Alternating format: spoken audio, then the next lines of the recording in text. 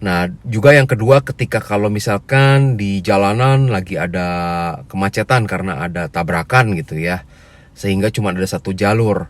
Nah, kita semua dari yang 3 jalur misalkan mau menuju satu jalur itu.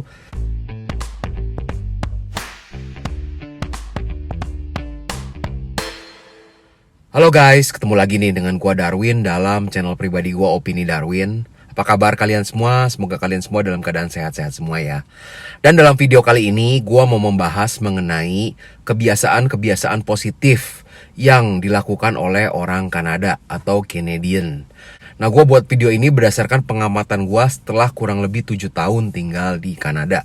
Oke, kebiasaan positif dari orang Canadian itu yang pertama itu ialah berkaitan dengan kalau lagi menyetir guys ya. Nah, berkaitan dengan menyetir ini maksudnya kalau lagi ada ambulans ya, bunyi ya, udah bunyinya kencang sekali ya itu sirenenya, ataupun pemadam kebakaran bunyinya lagi kencang sekali. Kita ini yang lagi menyetir di jalan, kita harus berusaha untuk minggir sebisa mungkin ya. Kita harus membiarkan mereka untuk lewat, mereka yang menjadi prioritas utama. Dan tentu saja menurut gua ini hal yang positif ya, karena kita nggak tahu ya, di dalam ambulan itu bisa jadi ada orang yang sedang sekarat ya, mau meninggal. Dan kalau dengan kita memberikan prioritas kepada mereka untuk lewat, kemungkinan orang itu bisa selamat. Ataupun jika ada pemadam kebakaran lewat, kita tentu saja harus memberikan prioritas kepada mereka, karena kita nggak tahu ya, bisa jadi rumah orang ada yang mau kebakar gitu ya. Nah, ini sesuatu yang gua nggak dapatkan dulu di Indonesia nih ya. Namanya kalau udah macet ya, ada ambulan mau lewat, gimana tuh ambulan mau bisa nyelip-nyelip ya. Sedangkan antara mobil dengan mobil itu aja kadang-kadang jaraknya udah cuman ukurannya senti ya. Belum kadang-kadang ada motor nyelip-nyelip di tengah-tengah. Jadi benar-benar nggak ada lagi ruang untuk bergerak ya. Itu kembali lagi tentu saja karena gue dulu di Jakarta ya, di kota yang sangat padat ya guys ya. Nah, tapi di sini hal positifnya yang tadi ya, memberikan prioritas bagi ambulan atau pemadam kebakaran yang memang sedang urgent. Nah, lalu berkaitan dengan parkir mobil guys ya. Nah, di sini itu kalau parkir mobil ya, kalian kalau lagi parkir mobil di mall ataupun lagi parkir di supermarket, di sekolah, di tempat kerja, pasti disediakan tempat parkir untuk orang yang mempunyai kebutuhan lebih atau untuk mereka yang disabilities ya. Ada beberapa di antara orang-orang yang menyetir itu kan mungkin mempunyai masalah dengan kaki, misalkan jalannya pincang gitu ya. Sehingga kalau keluar dari mobil dan mau masuk ke mall, kalau jalannya jauh kan menjadi susah ya. Nah, jadi diberikan beberapa spot untuk mereka yang disabilities. Jadi mereka parkirnya lebih gampang dan lebih dekat dengan pintu akses masuk. Dan jaraknya lebih lebar ya. Space-nya itu lebih lebar untuk parkir mereka ya, karena mereka membutuhkan ruang untuk keluar dari mobil mereka. Nah, menurut gue ini sangat baik sekali ya, karena pemerintah sangat concern dengan orang-orang yang mempunyai kebutuhan khusus guys ya. Nah, untuk bisa parkir di tempat parkir yang untuk orang berkebutuhan khusus itu, mobil kita tuh harus terdaftar ya di government tentu saja, sehingga mereka memberikan parkir stiker. Jadi nggak boleh sembarangan kita yang sehat-sehat aja parkir di tempat parkir spot itu. Nah, kalau ketahuan, ketangkap, ya siap-siap deh bayar dendanya ya, kena tilang ya guys ya.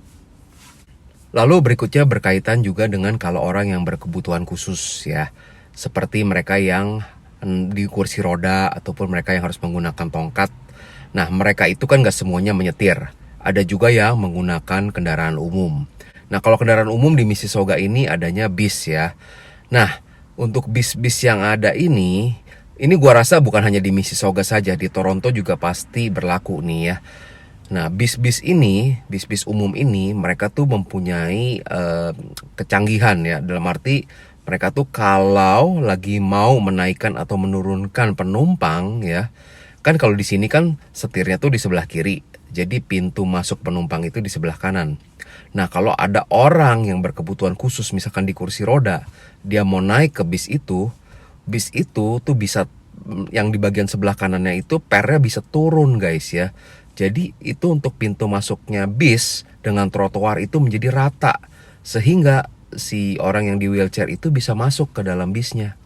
Nah, setelah itu nanti per bisnya itu naik lagi supaya bisnya menjadi rata lagi, nggak miring guys ya.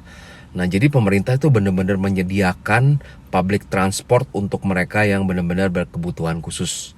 Menurut gua ini sangat baik sekali, guys. Masih berkaitan juga dengan orang yang berkebutuhan khusus, di sini juga kalau public place ya seperti mall atau community center ataupun library ya, itu pasti juga mempunyai akses untuk mereka yang mempunyai kebutuhan khusus.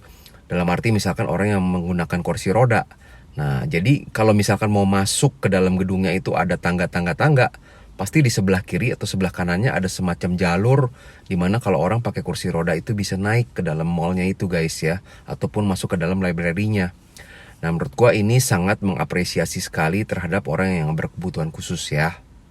Lalu di Ontario ini, untuk anak-anak kalau berangkat sekolah, kalau yang jarak antara rumahnya dengan sekolah home base-nya itu cukup jauh, memang disediakan namanya school bus oleh pemerintah. Dan school busnya ini pun gratis ya, nggak perlu bayar ya guys ya. Nah, kalau school bus ini lagi mau menjemput anak ya, di beberapa spot gitu kan ya, kan nggak disamperin ke masing-masing rumah, tapi dikumpulin dalam satu spot gitu, di satu area gitu ya. Nah, ketika si bis ini lagi berhenti, lalu membuka pintunya untuk anak-anak sekolah masuk, itu biasa lampu bisnya itu akan kedip-kedip berwarna merah guys ya. Lalu ada plang stop ya, yang ada di bis itu pun muncul keluar gitu ya, tulisan stop. Nah, itu kalau kita yang ada di belakangnya, itu jangan sampai kita melanggar itu pelanggaran itu ya. Dalam arti misalkan kita lagi lurus, di depan kita ada school bus terus berhenti dan menyalakan lampunya itu dan tulisan stopnya itu keluar, jangan sampai kita langsung menuju ke jalur kiri dan berusaha menyalip itu bis. Itu kita bisa fatal guys kalau sampai dilaporin sama driver school bus itu ya. Kita bisa kena demerit point, kena denda, kena tilang ya guys ya. Karena menurut mereka kita itu membahayakan untuk anak-anak. Kita nggak pernah tahu ada anak-anak yang nyebrang untuk masuk ke dalam bis itu. Nah, jadinya menurut gua itu sangat baik sekali, budaya seperti itu sangat menjaga keselamatan dari anak-anak sekolah. Lalu menurut gua salah satu budaya yang baik, yang positif dari orang-orang di Kanada itu ialah membuang sampah pada tempatnya. Memang sih nggak sebersih Jepang ya untuk negara Kanada ini menurut gua, tapi masih lumayan baik lah kalau dibandingkan dengan di Indonesia. Dalam arti contohnya seperti begini nih. Orang-orang di sini itu masih cukup menjaga kebersihannya, walaupun ada 1-2 orang yang nakal yang suka buang sampah sembarangan juga. Kalau kalian ada yang join Instagram gua ya, opini_Darwin, itu gua suka membuat video singkat atau reel kalau gua lagi jalan-jalan ke park gitu ya. Nah, di park itu kadang-kadang ada sungai, ada danau. Kalian bisa lihat sungai atau danaunya itu bersih, nggak ada sampah guys ya. Jadi ngelihatnya juga seger gitu ya. Nah, itu kan terbukti guys ya, nggak semua orang buang sampah sembarangan. Ada 1-2 yang bandel, tapi in general, mostly orang-orang sini masih cukup taat untuk membuang sampah pada tempatnya guys ya. Lalu bicara mengenai budaya antri, di sini juga cukup baik lah untuk budaya antrinya ya.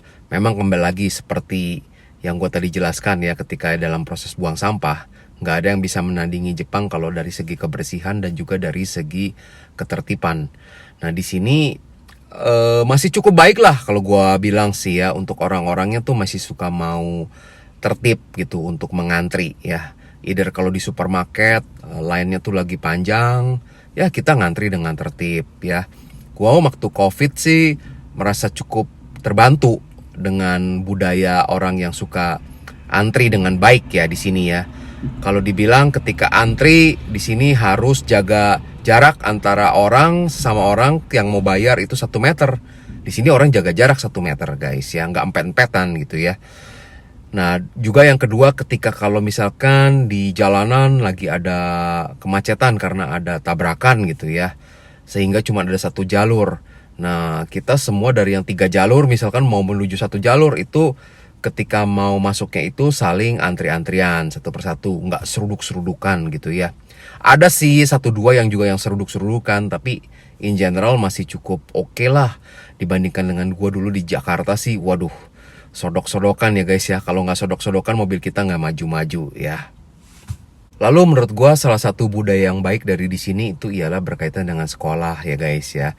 Sekolah di sini itu benar-benar gratis untuk warga negara, untuk mereka yang memegang permanen residen, bahkan international student yang resmi pun kalau bawa anak-anaknya pun diberikan sekolah dengan gratis. Intinya pemerintah di sini tuh sangat concern dengan pendidikan. Jadi nggak ada alasan tuh untuk anak di sini tuh bisa nggak sekolah karena nggak ada biaya ya. Karena memang biaya untuk sekolahnya itu benar-benar gratis kalau di public school. Bahkan seperti yang gue pernah jelaskan dalam beberapa video sebelumnya, kalau kita sebagai warga negara atau seorang PR di sini tuh mempunyai anak dan kita adalah orang yang low income, kita bahkan diberikan uang sama pemerintah Kanada guys untuk membesarkan anak kita. Nah jadinya bener-bener nggak ada alasan sebenarnya sih untuk anak di sini tuh putus sekolah. Kalaupun sampai ada putus sekolah berarti something wrong dengan parentnya bener-bener sih kalau menurut gua. Nah jadi itu budaya yang sangat baik sekali sehingga makanya kenapa Kanada ini merupakan salah satu negara yang penduduknya itu highly educated guys ya, sangat berpendidikan. Nah sebenarnya tuh masih ada sih beberapa poin lagi ya berkaitan dengan kebiasaan atau budaya Canadian yang menurut gue itu positif. Nah cuman kalau gue sebutkan semua nanti videonya jadi panjang banget. Nanti gue mungkin akan buat dalam part keduanya ya. Dan jangan lupa guys, disclaimer dulu bahwa gue ini bukan agen tenaga kerja, gue bukan agen imigrasi, gue bukan immigration lawyer. Jadi gue hanya salah satu dari ribuan orang Indonesia yang ada di Kanada dan gue hanya share apa yang menjadi pendapat gue ya guys ya. Jangan ada yang tanyakan, "Bang, tolong cariin pekerjaan di Kanada." Ataupun, "Bang, kira-kira gue bisa nggak berangkat ke Kanada?" Guys, gue juga bukan peramal yang bisa meramal nasib kalian ya. Apakah kalian bisa berangkat atau tidak. Kalian harus assess sendiri kemampuan kalian. Oke? Terima kasih ya sudah menonton video ini. Sampai jumpa di video berikutnya ya guys ya. Bye!